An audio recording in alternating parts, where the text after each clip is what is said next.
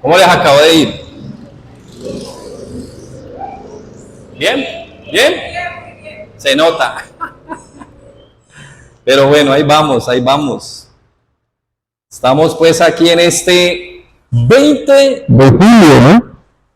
20 de julio y 7 de agosto. ¿Cuál es la diferencia entre 20 de julio y 7 de agosto? ¿Qué pasó el 20? ¿El grito? ¿Florero de Llorente? Gloria a Dios. Y el 7, la batalla de Boyacá, ¿no?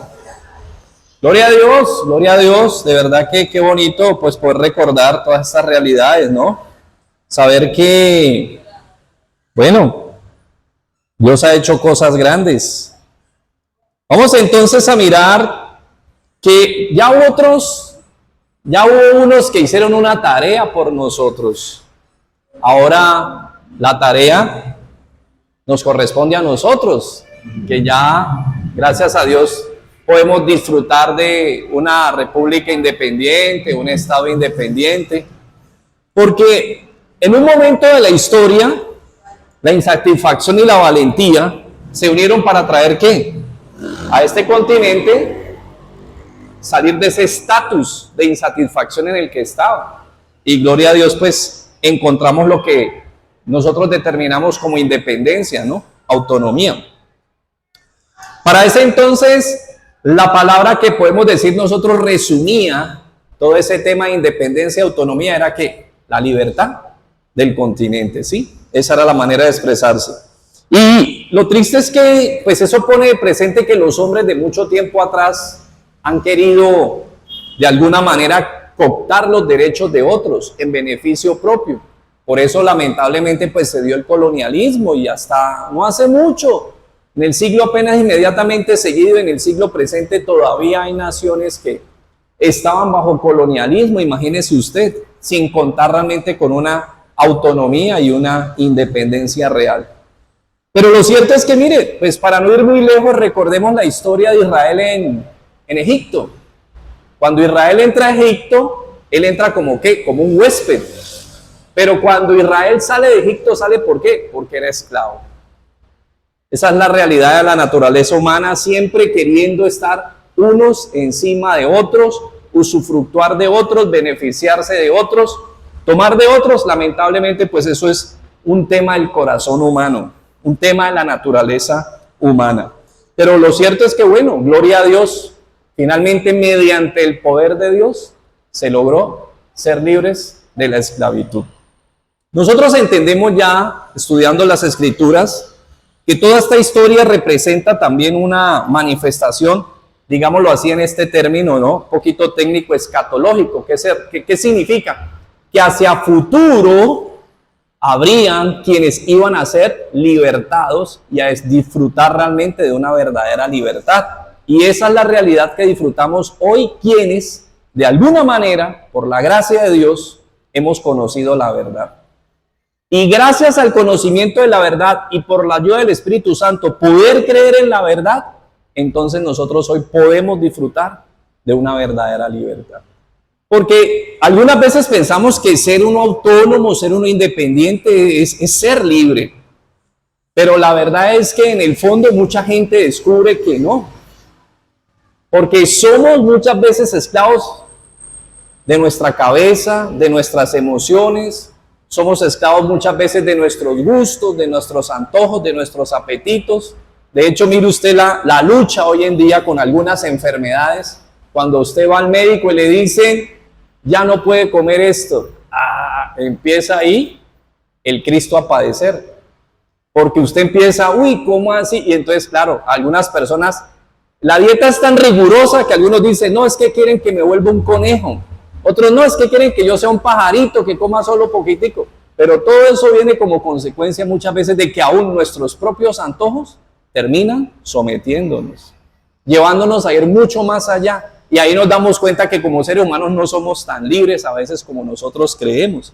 Y ahí es donde entonces necesitamos conocer la verdadera libertad. Yo quiero invitarles para que vayamos a 1 de Timoteo 3:15 y veamos la tarea y la función de la iglesia. Por eso les decía, ya hace algunos Hoy estamos celebrando, ¿cierto?, nuestro Día de Independencia, porque hace muchos años algunos lograron esa autonomía de nación, de continente, de país, de república. Pero ahora la tarea nos corresponde a nosotros. Nosotros tenemos una tarea como iglesia. Y dice 1 Timoteo 3:15, para que si tardo, bueno, vayamos desde el 14, que está Pablo hablándole a Timoteo, le escribe y le dice, esto te escribo, aunque tengo la esperanza de ir pronto a verte, para que si tardo, sepas cómo debes de conducirte en la casa de Dios, que es la iglesia del Dios viviente, columna y baluarte de la verdad. Exactamente.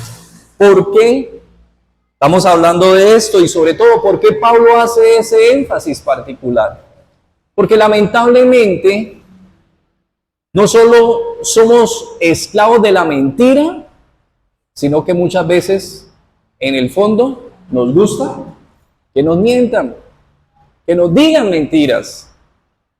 De hecho, si usted muchas veces, volviendo al tema del médico, usted tiene algo delicado y el médico le dice que usted tiene algo delicado, mucha gente que se enojan con el médico y que dicen, no, ese médico es un médico malo, ese médico no sirve, es que yo desde que lo vi, a mí la cara no me gustó, pero finalmente vuelven y le hacen otro diagnóstico y efectivamente sí tenía eso. Y tampoco, y vuelven y le hacen otro diagnóstico, efectivamente sí. Y entonces, ¿qué tiene finalmente que entender? Que sí hay algo que no está bien. Pero, ¿cuál es el enojo inicial? Que no queremos que nos digan la verdad. Y así frente a muchos aspectos de la vida, estamos condicionados más a caminar bajo la mentira que bajo la verdad. Por eso, la tarea de la iglesia, la tarea de nosotros, la tarea que nos corresponde a nosotros, ¿cuál es? Comunicar, enseñar, vivir, practicar y profundizar sobre la verdad. Y vuelvo al punto, a veces no es cómodo. Normalmente cuando me he visto confrontado con la verdad, de 10 veces, 9 veces para mí no es cómodo. Tal vez hasta 10 veces no es cómodo. Es más, de 10 veces, 11 veces no me es cómodo. Pero necesitamos, ¿qué? Vernos confrontados con la verdad. ¿Por qué? Porque el mundo, el sistema y la humanidad está bajo engaño. Y a nosotros nos cuesta creerlo y nos cuesta entenderlo. Y peleamos cuando nos dicen que no es así. Apocalipsis 12:9.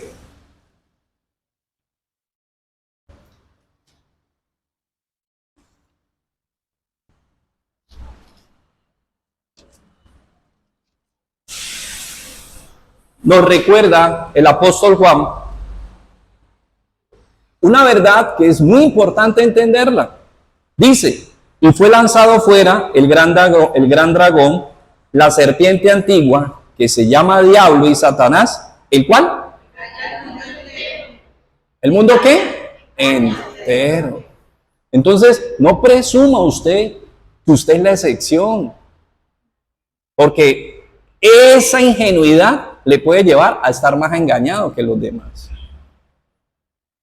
Uno a veces, no sé si a usted le ha pasado eso, que usted está hablando con personas cuyo defecto es muy claro y la persona dice, gracias a Dios yo no tengo ese defecto. Y uno dice, ¿en qué mundo vive? Pero no lo digo solo por esa persona, que nos pasa a nosotros también. Uno puede estar diciendo, no, a mí no, mire, eso tan incómodo y uno lo hace. Uno mismo lo practica. Entonces, por eso la tarea que nos corresponde a nosotros como iglesia es cuidar de la verdad, comunicarla, enseñarla, hacer énfasis, profundizar, entenderla, conocerla y siempre estar tratando de ajustarnos a la verdad divina. En el mismo Apocalipsis 28, si no nos queda claro, dice, y saldrá, mire, 7, ¿no? Cuando los 1000 años se cumplan, Satanás será suelto de su prisión. ¿Y a qué va a salir? ¿A quién? A las naciones.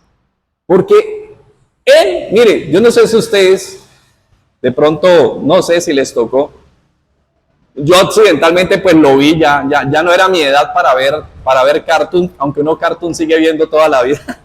Hay dibujos animados que para uno nunca pasan de moda. Pero había uno muy interesante que se llamaba Pinky y Cerebro. ¿Y qué era lo que quería Cerebro?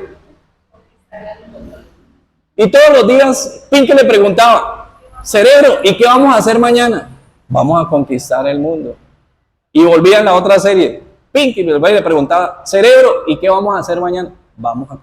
¿Qué hace el diablo, por favor? Engañar.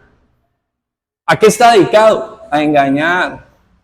¿Qué es lo que quiere? Mantenernos bajo engaño. ¿Cuál es su tarea? Engañarnos. Por eso es lo que hablábamos hace 8 días. Usted tiene ya un estado y una relación con Dios que nada puede alterarlo. Usted es hijo de Dios. Y eso ya nadie lo puede quitar si usted ha creído en Jesucristo y Jesucristo es el Señor de su vida. ¿Pero qué puede hacer el enemigo? Engañarnos. Todo lo primero que le dijo en la tentación a nuestro Señor Jesucristo, si eres hijo de Dios. Imagínense, él sabía quién era, pero lo puso en duda. Y es lo que hace con nosotros continuamente cada vez que tropezamos frente a algo, que es lo primero que pone en duda. Tú sí eres hijo de Dios realmente. Claro, como usted se equivocó, como usted falló, como usted se enredó, como usted patinó, como usted se tropezó, inmediatamente, ¿cuál es la tarea que él tiene? Señalarnos. ¿Y qué nos va a cuestionar? Que nosotros tengamos una relación con Dios. Mire, a veces la gente cree que tenemos que ser exactamente iguales, como nuestro Padre. No necesariamente, pero sí tenemos que vivir de acuerdo a su dirección y a su voluntad. Y eso es lo que nos pasa con Dios. Tal vez no somos exactamente iguales, pero tenemos una semejanza. Pero sí, mire, volviendo al fútbol, de pronto revisando un poquito el fútbol, ¿qué esperaba la gente de los hijos de Pelé? Que jugaran igual que Pelé. ¿Qué esperaban de los hijos de Maradona? Que jugaran igualito a Maradona. ¿Qué esperaban de los hijos o qué esperarán de los hijos de Messi? Que jueguen igual a Messi. Y necesariamente ellos son hijos de él, pero necesariamente no tienen que heredar las mismas habilidades. Muchas otras cosas heredarán, pero no necesariamente esas habilidades. Entonces el enemigo siempre te va a cuestionar por las cosas que a ti de pronto en las que tú, ¿cierto? Te puede confundir y hacerte creer que tú tienes que ser hasta cierto punto, hasta dónde tienes que ser igual, y te va a confundir y va a pretender siempre que engañarte. De igual manera, en el versículo 10, ahí mismo del 20, y el diablo, que los que engañaba. Volvemos al punto. Segunda de Juan 7, si nos devolvemos un poquito. Segunda de Juan, como no tiene sino un capítulo, por eso inmediatamente vamos al versículo 7. Dice, porque ¿qué? Muchos engañadores han salido ¿por dónde? Por el mundo. Que no confiesan que Jesucristo ha venido en ¿qué? En carne. ¿Quién esto hace es quién? Y el anticristo. Claro, mire, si Jesucristo no vino en carne, si a ti te convencen de eso, tú no te estás dando cuenta que te están diciendo que no tienes perdón de pecados. Porque entonces el que murió en la cruz, ¿quién fue? No era alguien igual a ti, entonces no era tu sustituto. Entonces Jesucristo no fue sustituto nuestro ni fue la expiación nuestra, porque no era igual a nosotros. Es algo muy sutil, pero es muy dañino, es muy nocivo, es muy destructivo. Por eso dice que el enemigo, ¿qué es lo que busca? Engañarnos. Y solo para que concluyamos, pues recordemos dónde empezó todo, pues para que no y arranquemos con lo que quiero compartirles hoy. Estamos en la introducción. Una introducción de 7 páginas, no mentira. Recordando 3.1, mire, recordemos exactamente el 3.1 que nos decía.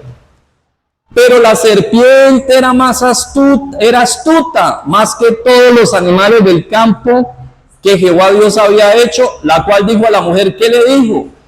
Con que Dios os ha dicho, no comáis de todo árbol del huerto. Y no era eso, les había dicho que era de uno. ¿Pero qué hizo? Engañar a la mujer. Y engañar al hombre. Y engañar al mundo. Y esa es su tarea y su función. Por eso entonces, ¿cuál es nuestra tarea como iglesia? La verdad. Primero, estudiarla, aplicarla, enseñarla, modelarla, vivirla, aplicarla, comunicarla, porque es la que trae la sanidad para nuestras vidas.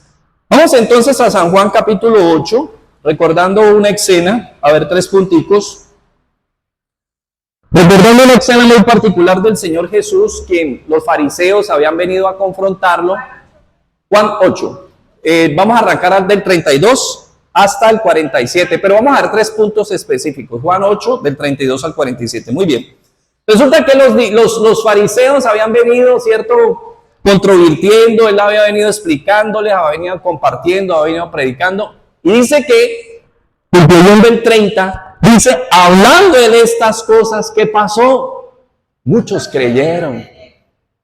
La gente creía. Es más, los que pensaban que él era engañoso, que no era verdadero, que no era cierto, que era un engañador, cuando lo escuchaban, quedaban prendados, quedaban cautivados. Y dice que muchos de estos que oyeron ese día terminaron creyendo, porque esa era la función. Por eso dice Romanos 10:17, la fe viene por el oír. Por eso el Señor predicaba y ellos oían y se convertían. Y entonces, en el versículo 31-32 se nos recuerda una verdad muy importante. Dijo entonces Jesús a estos judíos que habían creído en él: si vosotros permaneciereis en mi palabra, seréis ¿qué? Y la verdad. ¿Sí ven? Porque como iglesia esa es nuestra tarea. Pero ¿cuál era el punto? ¿Permanecer en qué? ¿En la qué? En él, en su palabra, en lo que él está enseñando, en su enseñanza, en lo que él está comunicándonos. Por eso dice, si vosotros permanecéis en qué, mi palabra, vamos a ser qué, verdaderos seguidores. Y cuando usted como seguidor, cuando usted aplica y practica, usted se convence. Mire Romanos 12:2, recordemos. Romanos 12:2. Que está en la carta de Romanos. Romanos 12:2. Ahí enseguidita de Hechos. Mira lo que dice interesante, ¿no?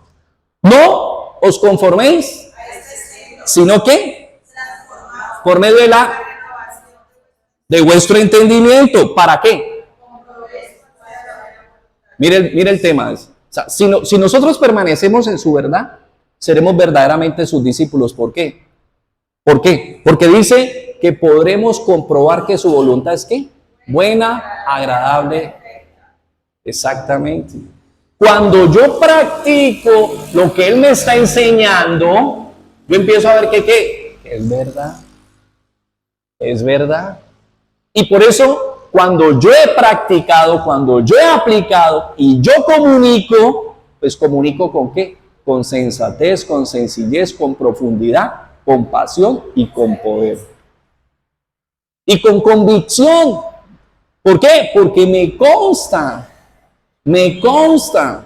Entonces, por eso, volviendo a Juan, él dice que de esos que creyeron, de los que creyeron, el llamado era ¿cuál? Permanecer en la palabra. Porque muchas veces uno va a la iglesia y ¿qué? Y dice, uy, sí, qué bueno, uy, increíble, me gustó.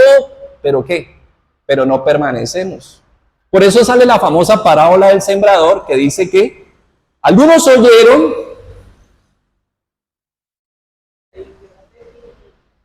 pero ¿qué pasó? Dice que en ese momento ese gozo vino el enemigo y ¿qué? Se lo llevó. Luego dice que otros oyeron y cayó, eso fue los que cayó en un terreno duro, cayó en terreno pedregoso y como la raíz no pudo hacer profundidad, ¿qué pasa cuando viene el sol? Se seca. Así, cuando la palabra no ha hecho profundidad en la vida de uno, ¿qué acontece? Vienen las adversidades y ¿qué? ¿Cómo es que dicen los muchachos? Chaolín. Y usted se va buscando supuestamente una mejor respuesta. No sé dónde la encontrará. No sé si después de Dios habrá una mejor respuesta, pero es parte del engaño. El enemigo te hace creer que es lo que a ti te corresponde. Yo escuchaba de un cierto famoso músico cubano, muy famoso, y me acuerdo mucho de su testimonio porque él vivió aquí en Cali, se convirtió, estuvo algún tiempo caminando con Dios, pero mire, él luego mismo decía, desde que conocí de Dios me empezó a ir mal, y entonces me tocó volver a mis santos. ¿Qué pasó? No hubo ¿qué? No hubo profundidad, en su raíz. ¿Y qué pasó? Viene la adversidad y ¿qué? La persona huye, se pierde. Dice que el que cayó sobre espinos es ¿cuál? Los afanes del mundo, que no son pocos, ¿no? Son muchos. Y son afanes, ojo, son afanes que son verdaderos. Porque no me diga que usted no paga gas, o no me diga que usted no paga acueducto y energía. Y eso no se lo paga, eso no lo paga uno va en Cali y le dice, Dios le pague. No, si uno no revienta y responde, entonces, ¿qué quiere decir? Son afanes reales. Y de ahí el arriendo, y de ahí la cuota del vehículo, y de ahí la cuota de una cosa y la cuota de la otra, y son reales, y el estudio de los muchachos, y son reales, el alimento, todo eso es real. ¿Pero qué?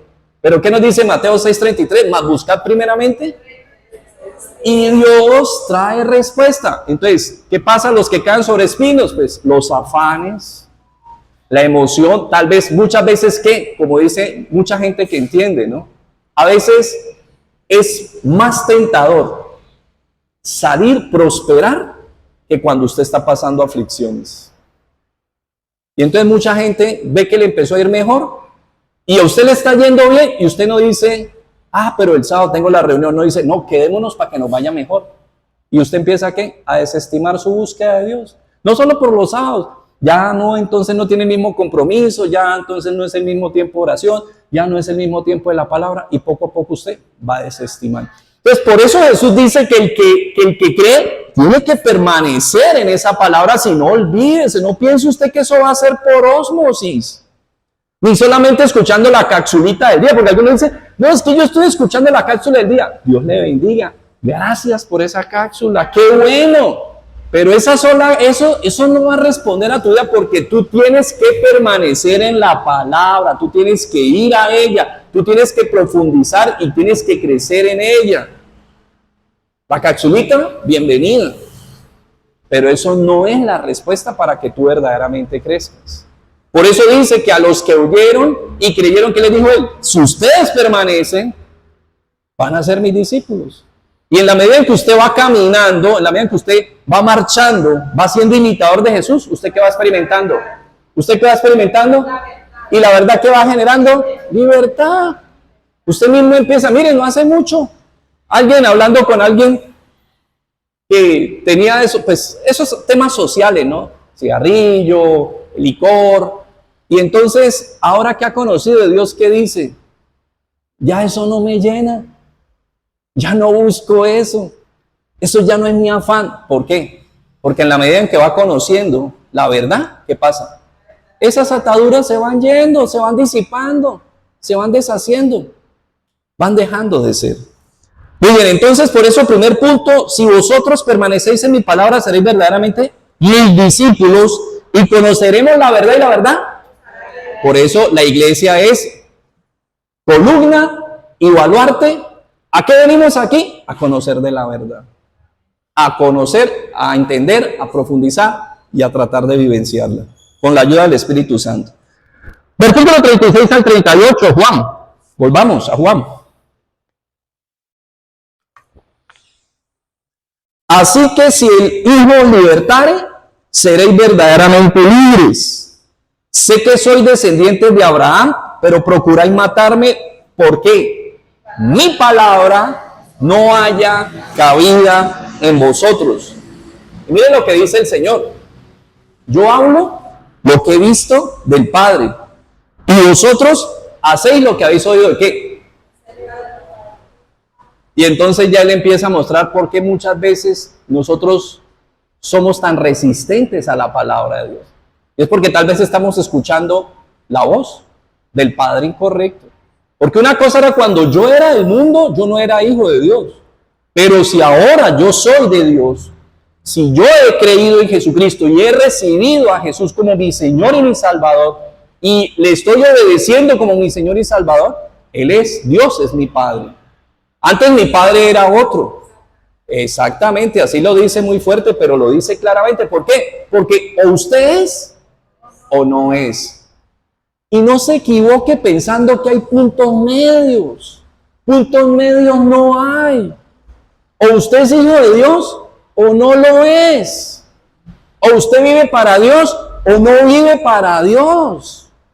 Pero no se engañe pensando que usted hay más o menos. No, por eso es una invitación a que aboquemos la verdad y entendamos que ella es la que es respuesta para nuestra vida.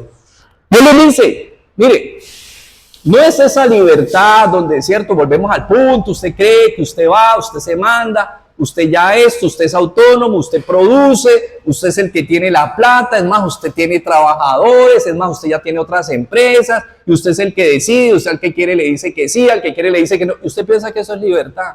Eso no es libertad. Por eso vamos a Juan 3, ¿libertad de qué? Porque el Hijo nos libertará de qué. Entonces en Juan 3, volviendo un poquito atrás, en aquella charla con Nicodemo, Jesús nos deja un antecedente muy importante. Desde el versículo 16, porque de tal manera amó Dios al mundo que ha dado a su Hijo unigénito, para que todo aquel que en él cree no se pierda, mas tenga vida eterna. Y póngale cuidado a este detalle, porque no envió Dios a su Hijo al mundo ¿para qué? Él no lo envió para condenar. Dice, sino ¿para qué? Para que el mundo sea salvo. El que en él cree, que no es condenado, pero el que no cree ya ha sido condenado. ¿Por qué? Porque no ha creído en el nombre del unigénito Hijo de Dios. Y esa es la condenación. Mire, ¿cuál? Que la luz vino al mundo y los hombres amamos la mentira. Nos gustó la mentira y nos gusta la mentira y nos gusta meternos en la película de la mentira y nos gusta que nos mientan. Tenemos los ojos cafés o negritos o como los tenemos normalmente, nos dicen, ve, tus ojitos son como grisecitos, como verdecitos, ¿no? Y uno se ilusiona y uno se cree. Mira, hace algún tiempo, sin querer queriendo, dice el dicho por ahí, pero terminemos la idea. Y esta es la condenación, que la luz vino al mundo y los hombres amaron más las tinieblas que la luz, porque sus obras eran ¿qué? Malas. Porque todo aquel que hace lo malo aborrece la luz y no viene a la luz para que sus obras no sean reprendidas. Mas el que practica la verdad viene a la luz para que sea manifiesto que sus obras son hechas delante de ¿quién? De Dios. Y entonces les iba a contar que unos señores, una vez haciendo una fila en un banco, creo que les contaba, no sé, hace algunos días, pues me llamaba la atención uno, pues su transparencia. Segundo, no sé por qué conmigo, porque yo no los conocía. Estaba primera vez que yo estaba ahí. Y ellos empezaron a hablar, estaban reclamando su pensión. Y contándome cómo ellos muchas veces su dinero iban y lo invertían en chicas jóvenes. Y ellos mismos me decían y me confesaban que iban a cierto lugar aquí en Cali que le dicen Jamundí. No es Jamundí, pero le dicen así, que porque allá van y allá están las niñas esperándolos. Y entonces ellos llevaban el dinero y él decía, no, miren lo que él decía, muy consciente. Él decía, yo pago para que me mientan. La gente es consciente. Porque nos gusta ¿qué? Que nos digan mentiras. La verdad nos incomoda. Por eso discúlpenme con mucho respeto. Por eso la iglesia talla a veces. Es incómoda la vida de la iglesia. Es más rica la vida por fuera y lejos, lo más lejos de la iglesia, porque pues en la iglesia de una otra manera, mire, sin que nadie lo esté condenando a uno, pero cuando uno se hace a la luz, se ve la verdad. Cuando usted está medio oscurito, que las cosas no se ven bien, usted se mira la pinta y usted se ve bien. Usted sale a la luz del sol, usted dice, uy, esto está sucio, esto está feo, esto está... Porque la luz pone en evidencia las cosas como son. Entonces, mire, así, yendo en particular y yendo a la práctica, nos gusta que nos digan mentiras. Entonces, cuando Jesús dice, volviendo al capítulo 8, versículo 36, que si el Hijo nos libertare, seremos verdaderamente libres, Él está hablando de ¿qué? De la condenación. Ser libres de condenación. No simplemente lo que les digo, no, que yo puedo ir y que puedo entrar y que puedo salir y que salgo y entro y salgo. No, no es esa libertad. Es ser libre de condenación, de que usted tenga que estarse escondiendo de la luz, de que usted siempre tenga que estar procurando donde no lo vean para hacer las cosas que usted se avergüenza de hacer. Eso es condenación. Por eso dice que el que es de Dios, ¿qué busca? La luz. Porque sus obras son ¿qué? Pueden ser reprochables, pero porque alguien se burle y no las comparta, pero no son reprochables porque de pronto socialmente agredan a otro, que es lo que muchos hacen a la oscuridad. Por eso dicen que la maldad opera ¿qué? En la oscuridad. El mal opera en la clandestinidad. Y vamos a terminar con Juan 8, 43 al 47.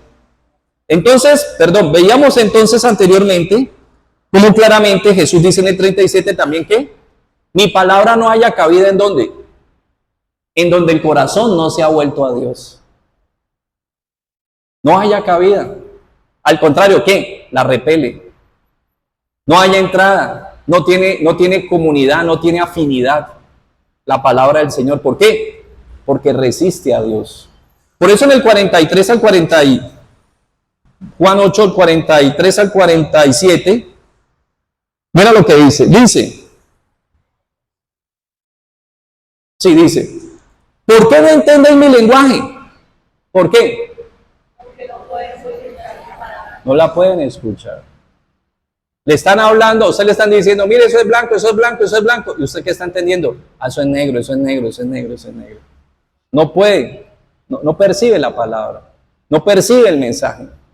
Pero sigue diciendo, porque no podéis escuchar mi palabra. Vosotros sois de vuestro padre, el diablo, y los deseos de vuestro padre queréis hacer. Él ha sido homicida ¿desde cuándo? Desde el principio, y no ha permanecido en la verdad, porque no hay verdad en él. Cuando habla mentira, de suyo habla, porque es mentiroso y padre.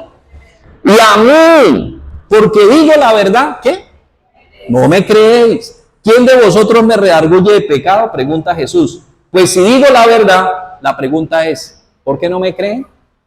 Dice el Señor, el que es de Dios, las palabras de Dios oye.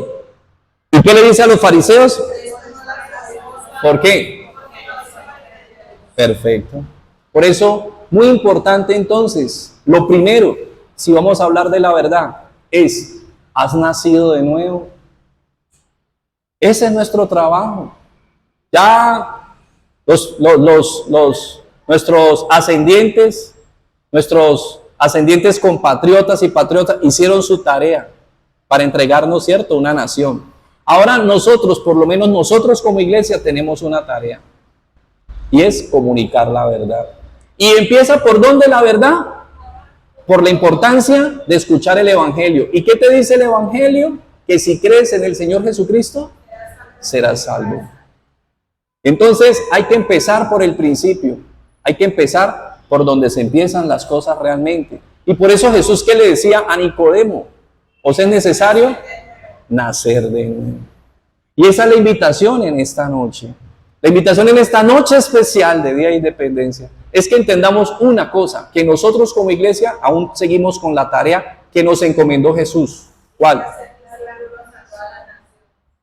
Enseñándoles que guarden todas las cosas y bautizándoles en el nombre del Padre, del Hijo y del Espíritu Santo.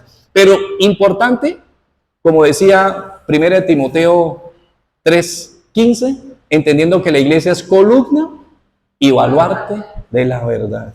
Eso es lo que tenemos que hacer, comunicar la verdad. Y esa verdad, cuando es creída y cuando se permanece en ella, ¿qué genera? Trae libertad. Entonces, que en esta noche sea una bonita ocasión para nosotros tomar decisiones delante de Dios y reconocer cuánto le necesitamos. Decirle, Señor, yo quiero salir de la mentira. Quiero verdaderamente vivir en la verdad. Necesito comprender verdaderamente tu voz, tu palabra, discernirla. Saber cuando tú me estás hablando, entender cuando tú me estás hablando y saber el camino que cada uno de nosotros nos corresponde seguir. Entonces, una invitación, como sucedió con aquellos que creyeron en Él después de escuchar a Jesús, es en esta noche. Si tú has oído hoy lo que Jesús nos ha compartido a través de la palabra, pues simplemente tienes que dar el paso determinante. De acuerdo a la dirección del Espíritu Santo, que es creer. Y si has creído en Él, pues invítale hoy a que sea el Señor y el Salvador de tu vida, para que traiga libertad, sanidad y bendición a tu vida. Amén. Bendito Dios, te damos muchas gracias en esta nueva noche, por este nuevo tiempo. Gracias porque tú nos permites entender, Señor, que la iglesia tiene una tarea. Y esa tarea es muy clara, es muy precisa. Es ser columna y baluarte de la verdad. Es comunicarla, es enseñarla, es practicarla y aplicarla para poder comunicarla. Y es especialmente escudriñarla y profundizar en ella para poder interpretarla. Luego poder aplicarla y luego poder comunicarla. Hoy te pedimos de manera muy especial, Espíritu Santo, para que tú realmente, de acuerdo a lo que has hablado al corazón de cada uno, permitas que en esta noche tomemos las decisiones que nos corresponden. Y esta decisión, como muy bien lo ha dicho el Señor Jesús, es decidirnos. ¿Quién es mi Padre? Señor, tú hoy nos has recordado que quienes han oído tu voz y te obedecen son hijos de Dios. Quienes no han oído tu voz o lo han oído y no obedecen, no son hijos de Dios.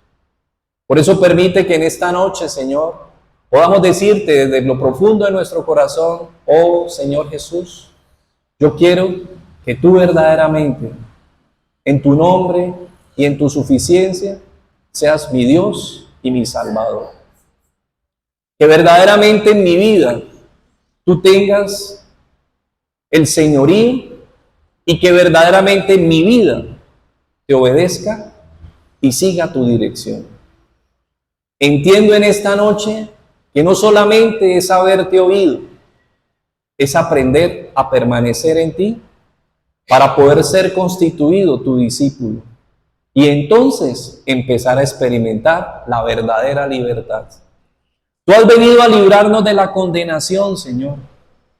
La condenación es una consecuencia de la incredulidad, de no haber creído, de no creer en ti.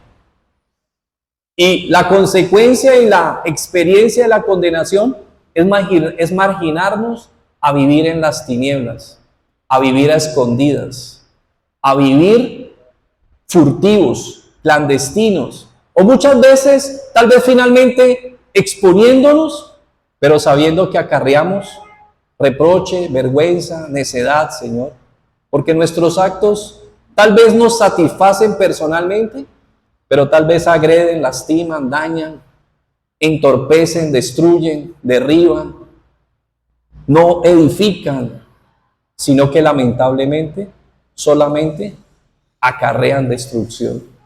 Por eso hoy te pedimos especialmente para que tú tomes nuestra vida y nos permitas ser aquellos que nacen de nuevo en este día por medio de tu gracia y de la obra de tu Santo Espíritu. Ayúdanos, Señor, si hemos oído hoy tu voz en esta noche, que podamos decir entonces: Señor, yo quiero permanecer en tu palabra. Ayúdame a permanecer en tu palabra, Señor, porque quiero ser tu discípulo y quiero verdaderamente vivir en libertad. Te rogamos que te quedes con nosotros en este día especial, en el que estamos celebrando un tiempo muy especial dentro de nuestra nación. Hace muchos años ya, Señor, hombres, mujeres, prácticamente, Señor, no una, sino muchas de las que hoy son las naciones de Latinoamérica, se cansaron, Señor, fueron llenos de inconformidad y deseosos de una nueva vida, de una nueva manera. Tal vez dieron el paso y encontraron la libertad del colonialismo. Ahora, hoy, nuestra tarea, Señor, de parte tuya, como mandato tuyo y como parte de la iglesia, es que nosotros hagamos la tarea que nos corresponde, que es que sean ahora tus naciones y tu continente y el mundo entero libre de condenación. Por eso te damos gracias, Señor, por este día especial. Te oramos por nuestra nación, te oramos por nuestros dirigentes, te oramos por nuestras autoridades, Señor, y te rogamos, Padre fiel, que tú los ilumines, que tú, Señor, los corones con tu entendimiento, porque aunque sabemos que nadie puede saltar, Señor, tu dirección, tus planes y tus propósitos, también sabemos que tú nos llamas a que oremos por todos ellos. Por eso te pedimos, bendito Señor, que tú traigas, Padre de la misericordia, siempre tu cuidado, tu bendición, que tus ojos estén atentos, Señor, a esta nación, Señor, y que tu oído esté atento siempre a las plegarias y a las rogativas de tu nación. Permite, Señor, que caminemos como una sola nación, como un solo pueblo, siempre, Señor, primero que todo, para darte la gloria, para darte la honra, para darte la alabanza, y a partir de vivir para tu gloria, Señor, dar lo mejor para nuestro entorno, para nuestra familia extendida, para nuestro vecindario, para nuestro trabajo, para todo nuestro entorno y para nuestra nación. Quédate con nosotros en este tiempo especial, Señor. Te damos la gloria y te damos la honra en el nombre de Jesús.